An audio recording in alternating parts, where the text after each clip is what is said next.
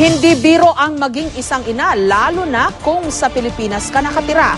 Lumalabas sa pag-aaral sa Amerika na mula sa 176 na bansa, pang 106 lang ang Pilipinas sa tinaguriang Best Places for Mothers. May report si Trisha Zafra. Hindi nga sapat ang halik, mano, yakap at lambing para suklian ang mga sakripisyo ng ating mga ina. Lalo't lumalabas sa 14th Annual State of the World's Mothers na ginawa ng Save the Children, isang charity organization sa Amerika, mahirap pa ring maging isang ina sa Pilipinas. Sa 176 na mga bansang kasama sa pag-aaral, 106th ang Pilipinas sa Best Places for Mothers. Kapantay natin sa ranking ang Indonesia. Nangunguna naman sa listahan ng Finland. Worst place for mothers naman daw ang Democratic Republic of Congo sa Africa. Sa pag-aaral, sinuri ang kalagayan ng maternal health, children's well-being, educational, economic at political status ng ina.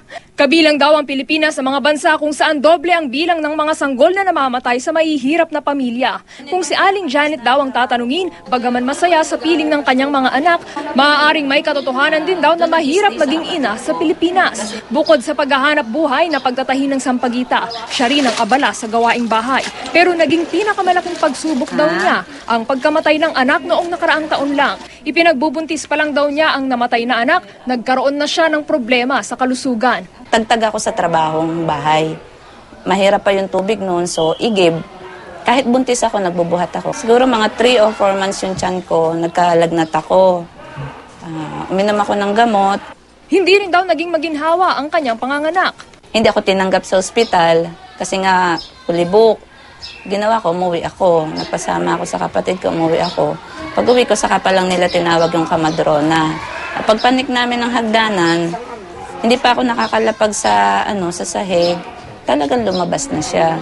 Siguro mga 10 minutes to 20 minutes bago natanggal yung pusod, bago dumating yung kamadrona. Makalipas ang ilang linggo, natuklasan daw na may meningitis ang sanggol. Nabuhay pa raw ang bata hanggang 14 na taon pero may mental retardation daw ito. Maaaring nakaapekto raw sa kalusugan ng bata ang maliit na agwat ng kanyang mga anak at ang kabiguan niyang magpa-check up.